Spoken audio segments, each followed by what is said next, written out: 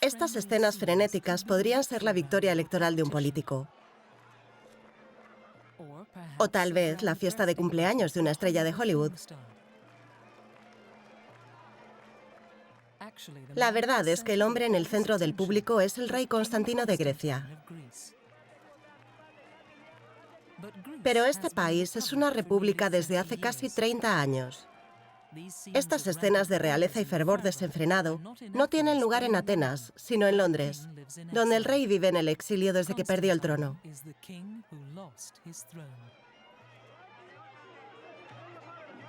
Constantino, la historia de un rey.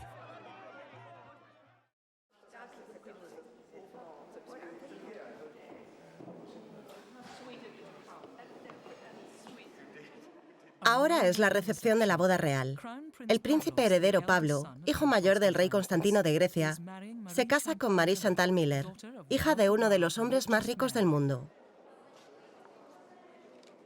Es el paraíso de los observadores de la realeza. Los invitados a esta boda real son un quién es quién de los grandes. Los preparativos no fueron moco de pavo. Aún así, fue un día muy agradable. Disfruté cada momento y toda la familia estaba allí. Toda la familia es la flor y nata de la realeza europea. Muchos son conocidos como los parientes. Sus majestades, sus altezas reales, sus altezas, damas y caballeros, préstenme atención un momento. Todo el mundo tiene un número y hay uno en esta pizarra y otro al lado.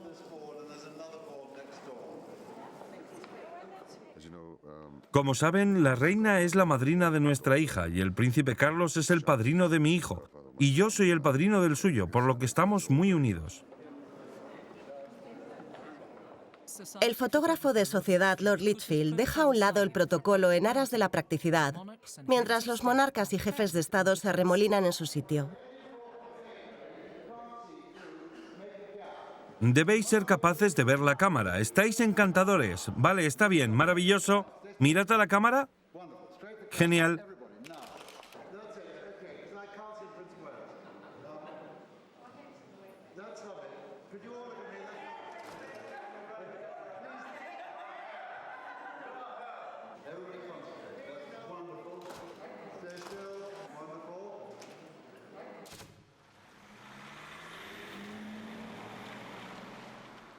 Tras la boda, los invitados reales regresarán a la comodidad de los palacios de toda Europa. Pero el rey Constantino no viajará a Grecia, ni siquiera a un palacio.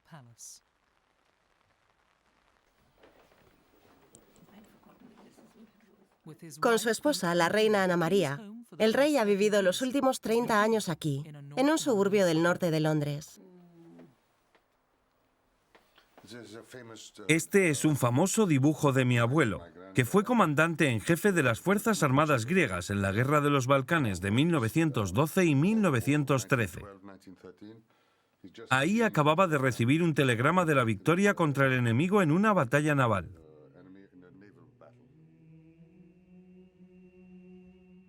Constantino es un hombre cuyos antepasados libraron batallas y liberaron ciudades. Y en su casa es difícil olvidar el pasado. Las reliquias reales cuentan potentes historias de la historia griega y guardan recuerdos dolorosos de cómo podrían haber sido las cosas. Ese es mi abuelo, el rey Constantino, y apenas se le puede identificar. Es una pintura de Laszlo, en la que apenas se puede ver que tiene una banda negra porque su padre había sido asesinado, el rey Jorge I de Grecia. Como sabemos, era el hermano de la reina Alejandra y la princesa María de Rusia. Y esa es la madre de mi abuelo, mi bisabuela, la reina Olga. Este brazalete ha pasado de generación en generación y se lo robaron a mi esposa en el aeropuerto de Ginebra. Uno de rubí y otro de zafiro. De rubí y de zafiro. Ahora estamos tratando de insistir a las autoridades para tratar de encontrarlos. Esa es mi madre y estos dos son del rey Jorge I de Grecia. De joven, justo después de llegar a Grecia desde Dinamarca. Y este es el de más tarde. Esta es la reina cuando vino como princesa Isabel con el príncipe Felipe. Vinieron a Grecia y esta está tomada en el Café Klepsunon. Ese es mi padre y esa es la hermana del príncipe Felipe, casada con el hermano de mi madre, el príncipe Jorge de Hannover. Y esos son sus dos hijos, el príncipe Karl Hessel y el príncipe Reinero. Este dulce niño de aquí soy yo.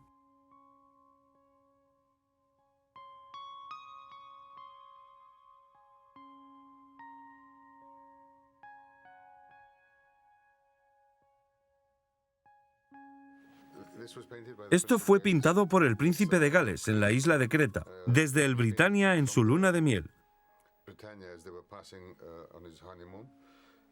Esto lo pintó él, es el monte Athos. Es uno de los monasterios. Es precioso, se puede ver la evolución del pintor.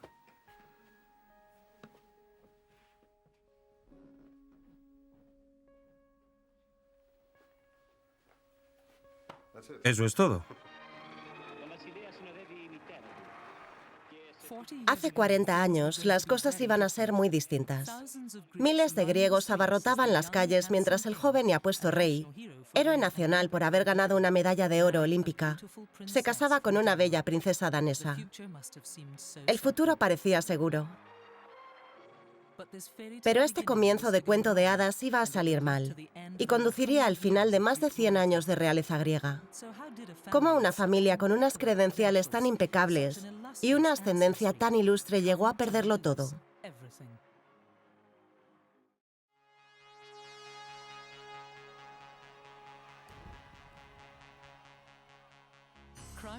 El príncipe heredero Constantino fue seleccionado para representar a Grecia en los Juegos Olímpicos de Roma en 1960. Aquí está encabezando el equipo en la ceremonia de apertura. Su deporte era la vela. Su amigo de la infancia, Costas, recuerda al príncipe cuando iban juntos al colegio. Siempre quería hacer las cosas por el bien del equipo. Estaba a cargo del equipo de atletismo y a veces necesitaba que participara alguien que solo consiguiera un punto, quedar quinto o sexto. Él siempre se ofrecía voluntario, era un verdadero deportista.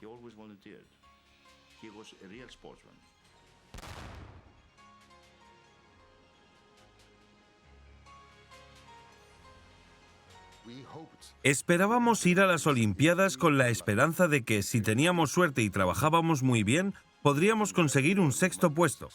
Ese era nuestro objetivo, no humillar a nuestro país. Nunca esperamos ganar la medalla de oro.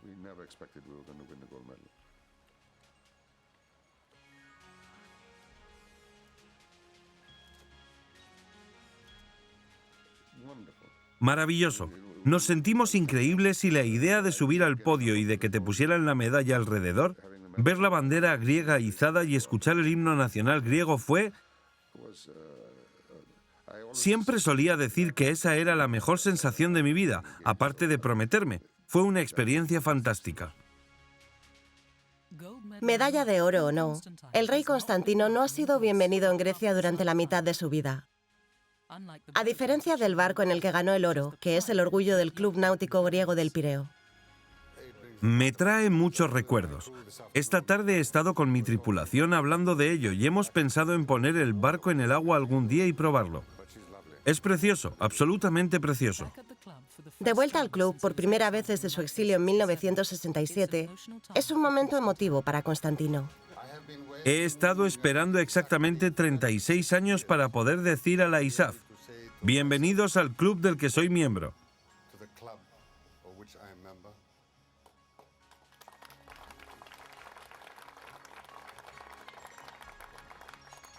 Y bienvenido al club del que tengo el honor de ser almirante. Casi medio siglo antes, el príncipe heredero, ganador de la medalla de oro, fue recibido por su padre, el rey Pablo, en la pista del aeropuerto de Atenas. Y Constantino fue aclamado por su país como un héroe nacional. Como era la primera medalla en 50 años, creo que calcularon que 1,5 millones de personas salieron a la calle para animarnos a los dos miembros de la tripulación y a mí.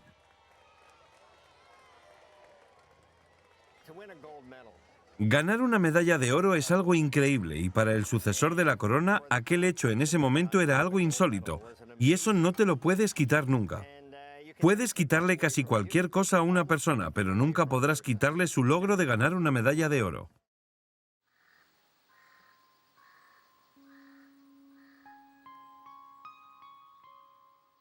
Casi todo lo demás le fue arrebatado. 26 kilómetros al norte de Atenas hay una finca de 40.000 kilómetros cuadrados llamada Tatoi.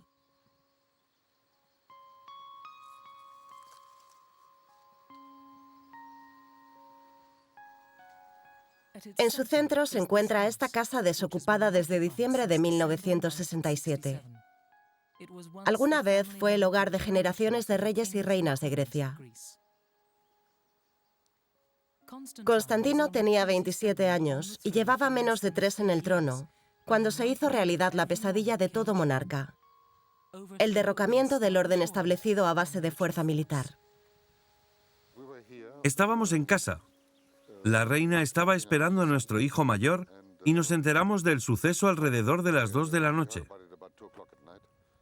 Entonces llamé a mi ayudante que vivía en la casa de allá arriba y él bajó, llamó a la puerta, esta encantadora puerta vieja. Cogí el teléfono e intenté averiguar qué estaba pasando. Intenté llamar al gobierno, pero este había sido arrestado, y traté de llamar a diferentes comandantes.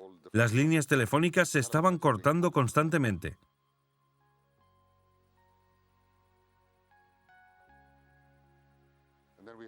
Y de repente oímos que los tanques habían llegado a la puerta. Así que envié a mis oficiales de seguridad a que llamaran al oficial al mando del escuadrón de tanques que había llegado hasta aquí para que viniera a hablar conmigo, pero simplemente arrestaron a mi oficial de seguridad. Con esto me di cuenta de que tenían intenciones muy poco amistosas y pedí a mi seguridad que se retirara hasta aquí. Eran solo unos 20 hombres y por aquel entonces tenían, creo, 4 subfusiles y un par de revólveres. Y eso fue todo. ¿Temiste por tu vida? No tienes tiempo para eso. Me refiero a que estás muy ocupado para eso. Lo pasamos fatal intentando averiguar qué estaba pasando y resolver el problema. Y luego fui al cuartel general para averiguar qué hacer a continuación y cómo sacar a mi país de este caos. Aquel caos fue el resultado de la agitada política griega de mediados de los años 60. El golpe se produjo un mes antes de unas elecciones generales en las que la victoria de la izquierda era segura. Temerosos del caos civil y de su propia pérdida de poder político, un sector del ejército dirigido por un general de la brigada y 2 coroneles tomó el país por la fuerza con más de 10.000 personas detenidas. El exrey Constantino nunca ha hablado en detalle de aquellos peligrosos días y rara vez concede entrevistas, pero me invitaron a reunirme con él en su casa al norte de Londres. ¿Puede explicarnos de la forma más sencilla y directa posible qué ocurrió exactamente en 1967? Es la sensación más espantosa que se puede tener. Ver cómo tu país se desintegra ante tus ojos en cuestión de horas. Mi objetivo aquel día fue tratar de encontrar un sistema por el que no acabáramos matándonos unos a otros y entrando en una guerra civil. Ya habíamos pasado por todo eso en los años 40. Y traté de encontrar una manera de resolver este problema sin que se derramara sangre. Una tarea difícil. La estrategia del rey sorprendió a muchos. Esta fotografía formal fue tomada justo después del golpe, cuando Constantino, aún como jefe de Estado oficial, tomó juramento a los coroneles con un nuevo gobierno legítimo. Mucha gente se ha preguntado que quizá usted dio al nuevo gobierno tras el golpe una sensación de legitimidad al reconocerles. ¿Cómo respondería ahora a esas críticas? La legitimidad vino porque hice el juramento por el gobierno aquel día, y la razón por la que lo hice fue porque sentí que si no lo hacía y luego trataba de ganar tiempo después, entraríamos, como dije antes, en una posibilidad de enfrentamiento civil entre las unidades militares. Al primer ministro del momento, que también fue arrestado, conseguí sacarlo de su confinamiento y obligué a los coroneles a liberarlo, porque quería hablar con él y pedirle consejo. Llegué a pensar que tal vez yo también debería arrestar a toda esta gente. Así que le dije, mira, ¿cómo esperas que los arreste? No tengo ninguna unidad a mi disposición. ¿Cómo podría hacerlo? No puedo arrestarlos físicamente. Me dijo que qué iba a hacer, y yo le contesté que lo que pensaba hacer era jurar un gobierno con el menor número posible de militares y el mayor número posible de civiles, y luego intentar ganar tiempo para organizar un contraataque y recuperar la democracia. Y él dijo que sospechaba que esa era la única forma sensata de hacerlo. Mucha gente dijo que el rey debería haber usado sus derechos para destituir al régimen militar, no permitirlo y, si era necesario, desenfundar su pistola contra los oficiales que estaban creando una situación revolucionaria contra el orden establecido.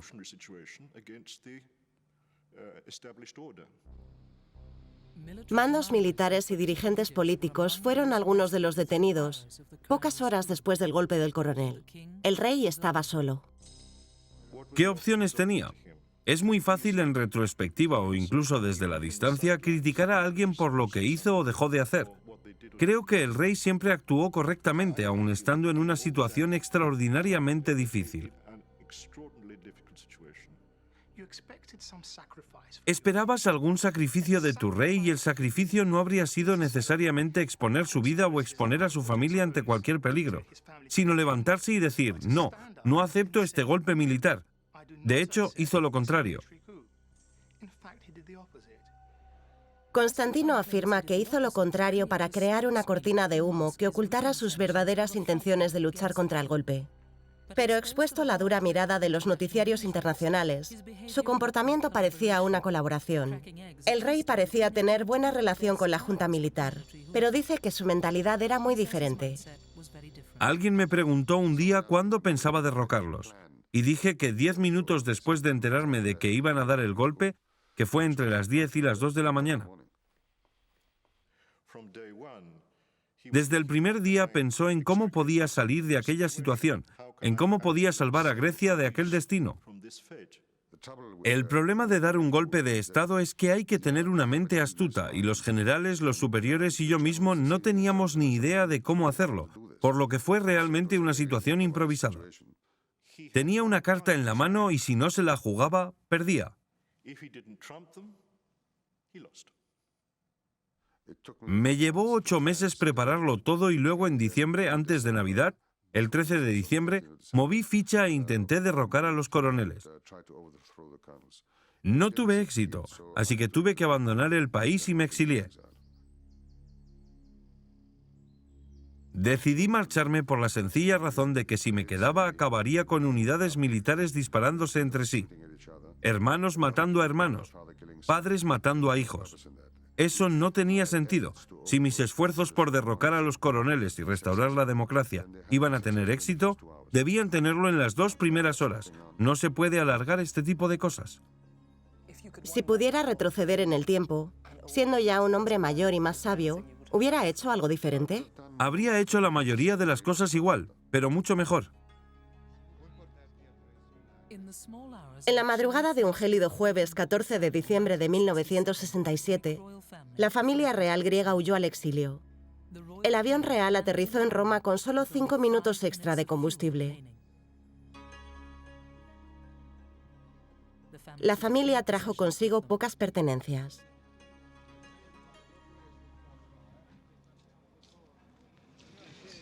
Señor, ¿tiene planes de volver a Grecia en algún momento? Pese a que pocos lo sabían, la reina estaba en las primeras etapas de su embarazo. Bajo el intenso escrutinio de los medios, el rey mantuvo su característico silencio.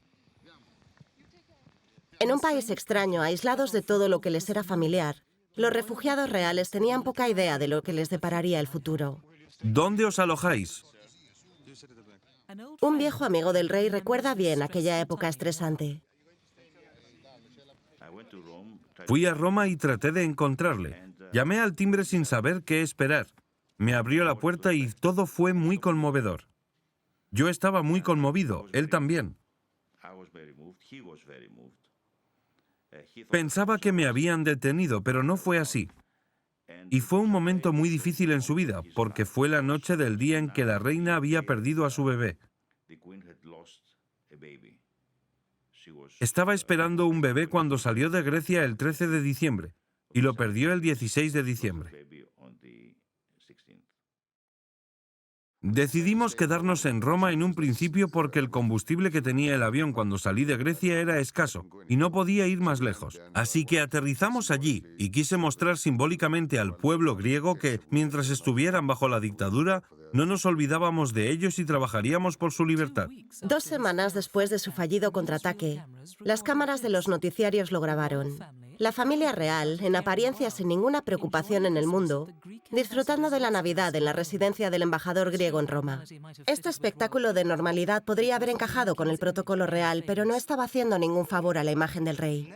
El siguiente paso que cabría esperar del rey de Grecia y del rey de cualquier país era condenar el statu quo existente en su país.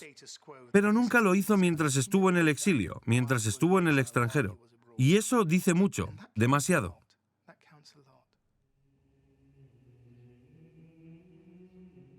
Con el paso del tiempo, la Junta de los Coroneles endureció su control y se volvió cada vez más brutal, aplastando a cualquier oposición. Surgieron historias espantosas de tortura y opresión. Hubo protestas en todo el mundo. El rey en el exilio guardó silencio. Finalmente, en julio de 1973, el régimen militar declaró que Grecia era una república y el rey fue depuesto de manera oficial. Una vez que abolieron la monarquía, tuve que encontrar medios para sobrevivir. Así que dejé Roma y la familia se fue en un principio a Dinamarca, mientras que yo fui a Londres a buscar un lugar donde quedarme. Y luego toda la familia se vino conmigo y llevamos aquí desde finales del 74. Mencionó un medio de supervivencia, lo cual es un gran interrogante. Es decir, no tengo ni idea de lo que hace una persona en su situación para subsistir. ¿Qué hace para mantenerse a sí mismo y a su familia? Es difícil, mucho. Pero poco a poco hay que adaptarse y encontrar la manera de hacerlo. Al principio supuso un problema, pero estas cosas pasan. ¿Está dispuesto a decirme cómo superó las dificultades? Es algo muy privado, pero puedo decirte que nos las arreglamos para sobrevivir.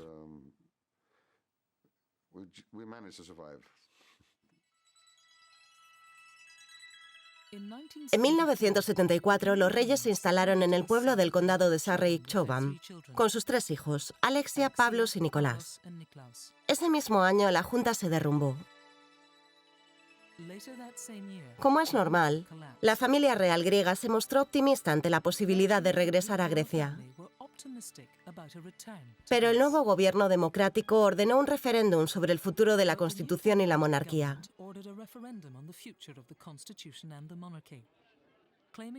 Alegando que podría causar disturbios civiles, el nuevo primer ministro dijo que llamaría por teléfono al rey cuando pudiera regresar.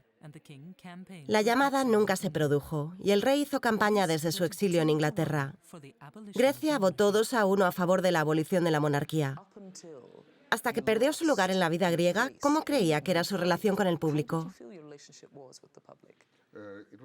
Era muy parecida a la de Inglaterra, es decir, en cuanto a todas las grandes funciones de Estado. En los días nacionales había enormes multitudes en las calles identificándose con el rey o con la corona. Pero las circunstancias de nuestra vida cambiaron cuando se produjo la dictadura y tuve que abandonar el país.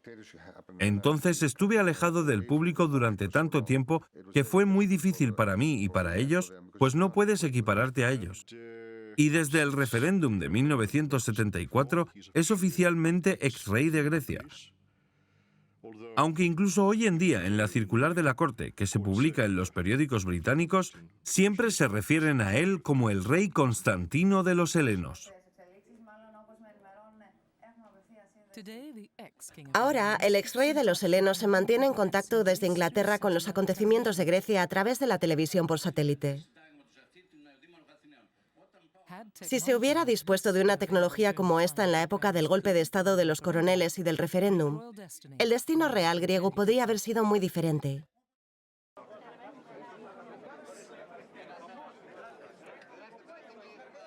Depuesto en 1973 y exiliado desde entonces, el antiguo rey de Grecia, Constantino, nunca ha renunciado oficialmente a su condición de monarca. Una de las razones de ello se encuentra en lo más profundo de una tradición griega. En la tradición ortodoxa griega, el rey es ungido realmente en su coronación, por lo que una vez es rey, siempre lo seguirá siendo. Es decir, nunca hasta el día de su muerte perderá su condición de rey. Pero obviamente en la actualidad no se le puede considerar rey gobernante, sino más bien un ex-rey. Ese es su estatus oficial, y creo que es un estatus que él mismo acepta. ¿Cree usted que es el último rey de Grecia? ¿A qué se refiere? ¿Cree usted que va a ser el último rey de Grecia? Bueno, según la constitución de mi país es así. ¿Y según usted? No sabría decirte. No sé lo que pasará en el futuro. Creo que es muy difícil de prever. La corte del rey Constantino reside aquí, en la sexta planta de este edificio londinense. Está muy lejos de la vida en palacio. Desde finales de los años 70, los negocios de un ex-rey se llevan a cabo desde estas modestas oficinas. Constantino aún firma con la firma real. La oficina del rey recibe unas 150.000 cartas al año, la mayoría dirigidas a Su Majestad o al rey Constantino, por lo que no es de extrañar que siga considerándose rey. Siempre le desean que esté muy bien con su familia y que el deseo más importante para ellos es verle en Grecia.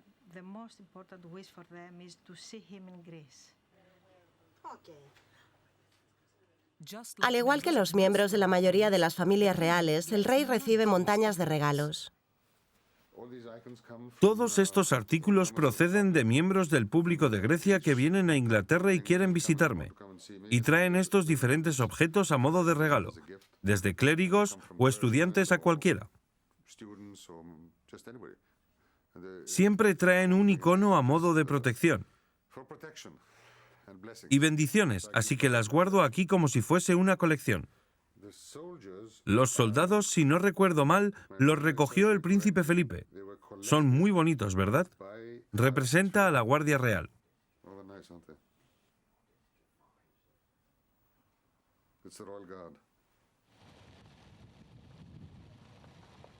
El antiguo rey de Grecia ha redefinido su vida. Ya sea como chofer de la reina Isabel II en un buggy de golf en la recepción de la boda de su hijo, o acompañando al príncipe Felipe y a otros miembros de la realeza en la pista de baile, el ex-rey Constantino se mantiene firme en el centro del tío vivo real.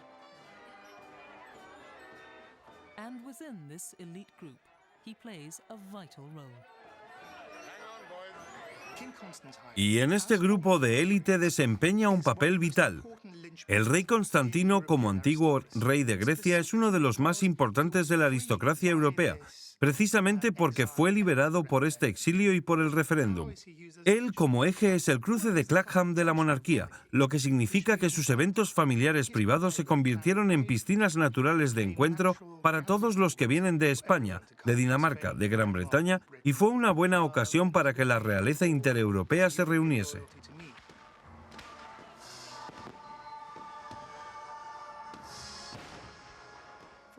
Por ejemplo, en su 60º cumpleaños invitó a una serie de invitados de alto nivel, incluida la realeza, con la que comparten familia. Una de las dos personas clave fueron el príncipe Carlos y Camila Bowles, y esa fue la primera vez que la pareja Carlos y Camila fueron vistos juntos en público.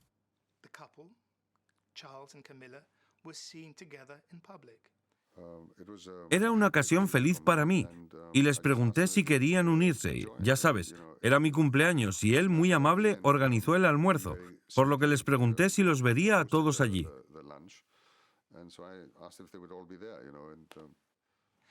Pero sirvió a su propósito, porque después de eso la pareja de Carlos y Camila pudo cobrar algo de impulso, ponerse a prueba en los medios y entre el público británico.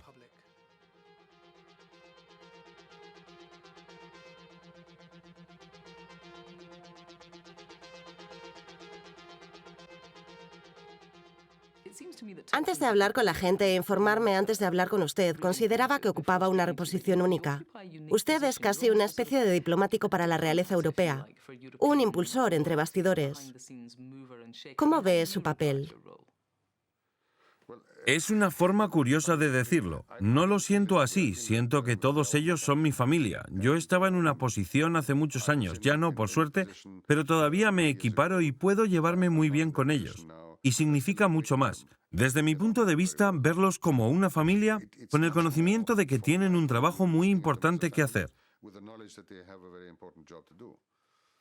Al fin y al cabo, lo que todos intentamos es servir al pueblo. En eso consiste en esencia la monarquía. Pese a que ya no ostenta el trono, hay pruebas de que Constantino aún tiene influencia real en Grecia y de que puede provocar al gobierno griego. En 1993, la familia se fue de vacaciones en yate por las islas griegas. Tras acordar evitar las zonas pobladas, navegó hasta este puerto del sur de Grecia para repostar. La comitiva real fue vigilada por destructores navales griegos y zumbada por aviones Hércules. Le siguieron la pista por todas partes hasta que finalmente se vio obligado a zarpar para no perturbar más su paz.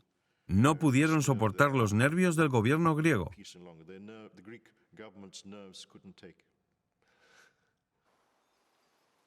Y tal vez por eso, un año después, el gobierno griego confiscó la finca de 40.000 kilómetros cuadrados del rey en Tatoi.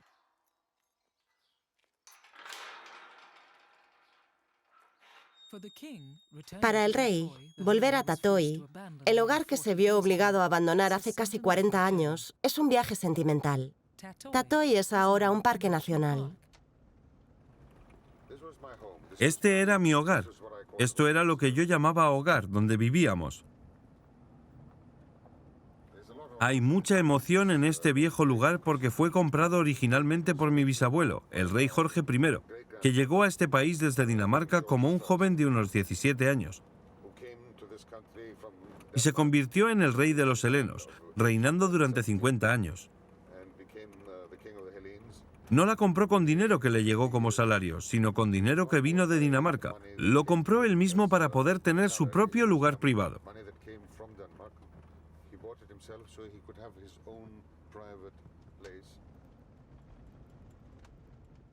Desde su compra en 1871, la finca de Tatoi ha pasado por varias generaciones de la familia real griega.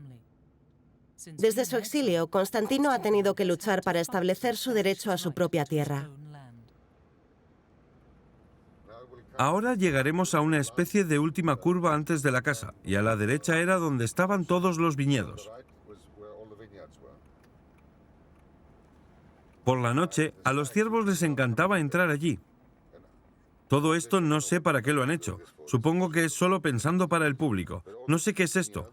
Todo esto eran viñedos, y tuve que poner vallas enormes porque solían ir y comerse todas las uvas. Y rugían como locos en toda esa zona.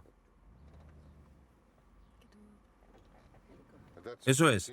¿Veis ahí abajo ese terreno? No sé si podéis verlo, pero detrás de ese precioso árbol, ahí es donde tenía mi helipuerto, donde solía aterrizar mi helicóptero para volver a casa desde mi oficina para comer con la reina y mi hija pequeña. Y luego volaba de nuevo al trabajo.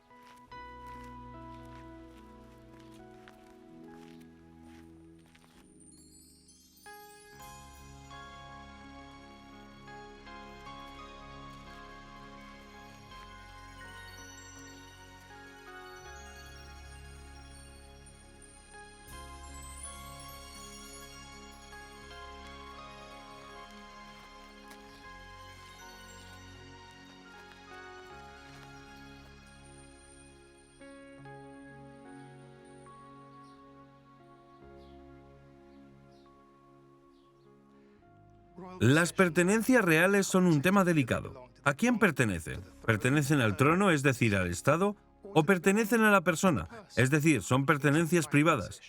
Es difícil saber a ciencia cierta qué pertenece a quién. Bueno, quizá no es tan difícil. Aunque no estuvo ocupado durante los años 70 y 80, el rey pagó el impuesto de propiedad sobre Tatoi. Así que en lo que respecta a las autoridades fiscales griegas, parecía ser una casa. Es difícil de describir, es decir, El por qué lo hacen, por qué se lo quitan, es muy difícil de saber si es rencor o envidia. No tengo ni idea, pero es sin duda muy difícil de entender. No tiene ninguna lógica. Y era una finca que compró por la familia. Aquí es donde vivíamos, este era nuestro hogar. La mayoría de nuestra familia nació aquí, murió aquí. Mi hijo, nuestro hijo, nació aquí. Estoy tratando de ver qué habitación era. Una de las habitaciones de ahí arriba. Estaba arriba, ¿verdad?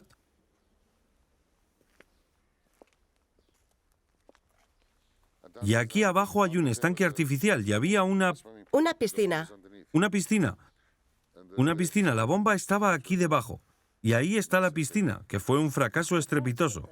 Tus padres la construyeron. Pero no era muy buena. Y luego más abajo, detrás de los árboles, hay un pequeño lugar donde había una pista de tenis. Es muy frondoso. ¿Ves todas estas cosas? Mi padre solía salir por las mañanas todos los días de su vida y limpiar toda la maleza para que pudieras ver bastante lejos.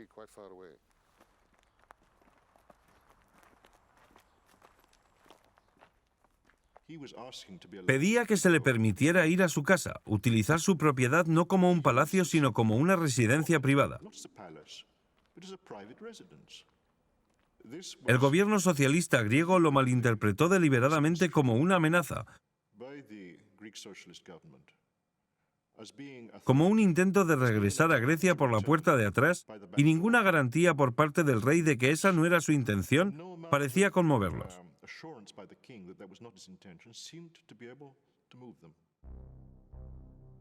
Tras 10 años de negociaciones, de pagar todos los impuestos y llegar a un acuerdo sobre la casa, un nuevo gobierno dio marcha atrás y confiscó Tatoi en 1994. A la familia real se le retiró el pasaporte y tuvo que solicitar la ciudadanía griega. La paciencia del rey Constantino acabó por colmarse y acudió al Tribunal Europeo de Derechos Humanos. Considero el mayor insulto de este mundo que a un griego se le diga que no es griego o que a un griego se le diga que tiene que solicitar la nacionalidad griega. Nací griego, soy griego y moriré griego. Y hay ciertas cosas que todo ser humano no puede permitir. No se puede empujar a un individuo más allá y este es mi límite. Nací en mi país, serví en las Fuerzas Armadas griegas, pago los impuestos griegos, gané una medalla de oro para Grecia, la primera medalla de oro que ha ganado en cualquier deporte en 50 años. Me convertí en el jefe de Estado de Grecia y creo que cualquier otra justificación para negarme mi procedencia es ridícula.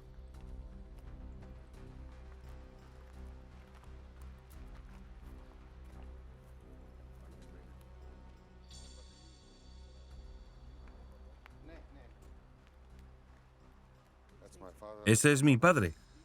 Esa es mi madre. Y estas coronas las traje aquí a principios de marzo porque era el 40º aniversario del fallecimiento de mi padre. Y tuve un servicio conmemorativo en el que pusimos aquí las coronas de mi familia y de la familia de mi hermana de España. Y ahora van a tener que quitarlas todas porque se han... Me parece un poco triste. Tras largas deliberaciones, el Tribunal Europeo dictaminó que se habían violado los derechos humanos del rey Constantino. Tatoi era suyo. Aún así, no le devolvieron la casa, porque la sentencia permitía pagar una indemnización en lugar de devolver al rey la propiedad incautada. Y en esta capilla están tanto mi abuelo, el rey Constantino, como mi abuela, la reina Sofía, que era hermana de Guillermo II de Alemania.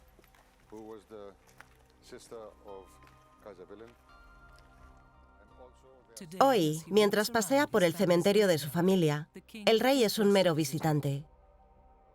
Es como si el gobierno griego hubiera querido borrar la historia real de los registros. Está el príncipe Andrea de Grecia, que es el padre del príncipe Felipe. Está mi abuela, que es la hermana de Guillermo II. Está mi bisabuelo, que es hijo del rey de Dinamarca, y así sucesivamente. La reina Sofía también era nieta de la reina Victoria. Así que ya ves, todo el mundo viene de dos lados. Dinamarca, el rey Cristian IX, Gran Bretaña, la reina Victoria.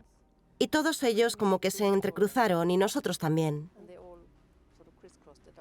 Si consigues el libro de todas las familias, te llevará mucho tiempo resolverlo todo. Así que creo que el príncipe Andrés es otro, y ahora vemos.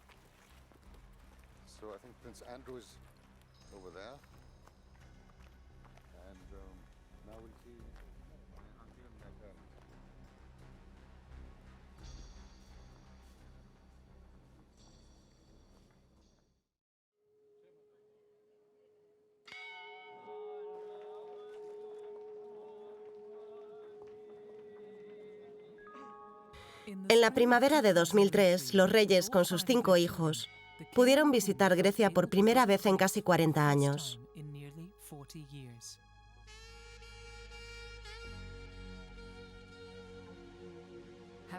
Tras ganar su caso en el Tribunal Europeo, el rey Constantino se sintió claramente relajado al volver a casa. Con todas las disputas resueltas, estaba deseando comprobar la reacción del gobierno griego. Creo que el caso terminó en noviembre y cogimos el avión y volvimos a Grecia en febrero. A mucha gente le pilló por sorpresa, pero al menos rompimos el hielo. Yo estaba con ellos y todo el mundo en la calle era amable con ellos. Todos les saludaban. Todos los medios de comunicación les seguían. Había unas 10 cámaras de televisión siguiéndoles, así que el gobierno ya no podía reaccionar. Aunque en apariencia se mostraron relajados al reunirse con la población del norte de Grecia, algunas cuestiones siguen sin resolverse. Una de ellas fue que los fondos que el gobierno utilizó para pagar al rey en compensación por Tatoi tenían un aguijón político. Lo que me molestó mucho fue que la indemnización que me dieron procedía del presupuesto que se ocupa de catástrofes naturales como terremotos e inundaciones. Y pensé que eso era quizá una bajeza, quitar dinero a gente que lo necesitaría por este tipo de catástrofes. Hemos recibido una petición de un pueblo al norte de Ática. Se trata de 4 o 5 pueblos muy afectados por un terremoto.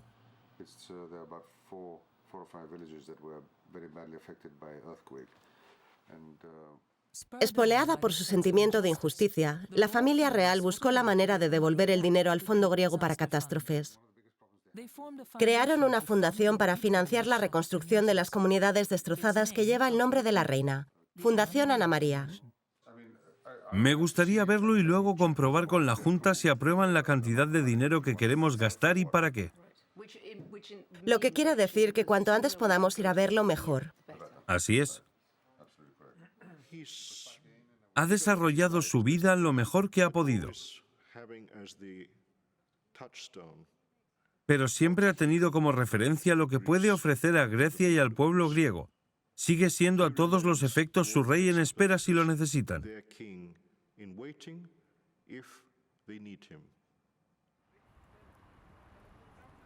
Y no hay duda que, como uno de los veteranos del Comité Olímpico Internacional, el rey ayudó a que los Juegos Olímpicos llegaran a Grecia en 2004.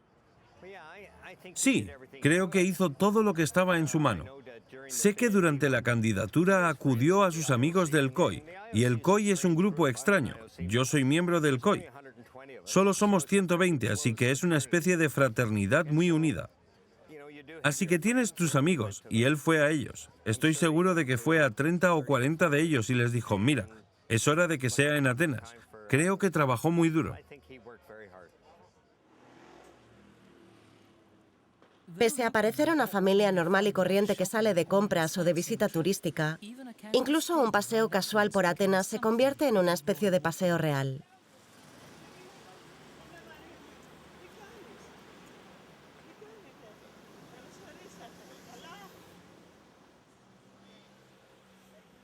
Cuando vuelve a Grecia, ¿tiene algún tipo de protección o simplemente camina por la calle? Simplemente camino por la calle. ¿Y la gente le habla? Todo el tiempo. ¿Y qué le dicen? Son muy sinceros, porque se te acercan y te aplauden, te besan, te abrazan o te dicen que votaron en tu contra en el referéndum con una gran sonrisa en la cara. Y tú les dices que no pasa nada, pero eso es todo. ¿Y les dice que está bien, que no se lo toma como algo personal? No, no puedes tomarte estas cosas como algo personal. La decisión de la gente fue definitiva. Ellos la tomaron y yo tengo que vivir con eso. Así que, ¿qué se supone que tengo que hacer? No puedo estar llorando todos los días. En la actualidad, el ex-rey de Grecia viaja en metro. Hoy enseña a su hija menor Teodora y su amiga el lugar donde se casó en 1964. Aquí estaban todas las tropas alineadas y el carruaje pasó por allí. Se detuvo aquí. Y tu madre entró por aquí con su largo vestido de novia y su velo. Velo. Velo. Y justo antes de entrar se dio la vuelta y saludó.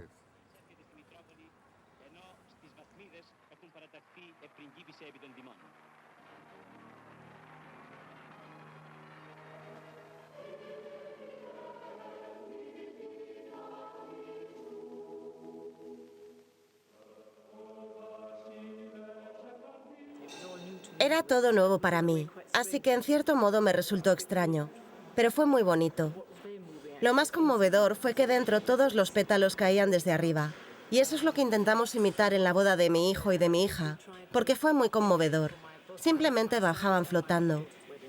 Y no había arroz en la iglesia, pero fuera, en el carruaje, la gente tiraba arroz por todas partes. Recuerdo que los caballos se emocionaron un poco y empezaron a ir de lado, lo que no me hizo mucha gracia en el carruaje. Pero al menos era un carruaje abierto, así que pensé que si pasaba algo, siempre podía saltar. La invitaremos a la nueva inauguración. Y si encuentra un buen marido, podemos celebrar la boda aquí. Estupendo, seguro que encontrará un buen marido. Más le vale. Para la princesa Teodora existe la tentadora perspectiva de una boda en la misma catedral que sus padres. El ex rey de Grecia sigue siendo filosófico sobre sus posibilidades de volver al trono. Es difícil porque nosotros no somos políticos que aspiran a ese sillón, a esa posición de poder, y hacen todo lo posible por conseguirlo. Hay muy pocas excepciones en los políticos que se dan cuenta de que su tiempo se ha acabado y tienen que dejarlo.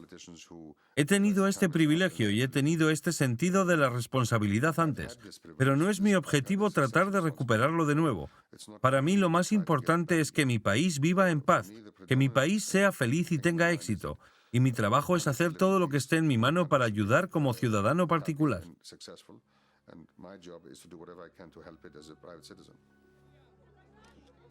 Constantino nunca podrá ser realmente un ciudadano corriente en Grecia, cuando tiene a 3 generaciones de la monarquía acudiendo al primer bautizo real en Grecia en 40 años, en el que se produjo un revuelo mediático.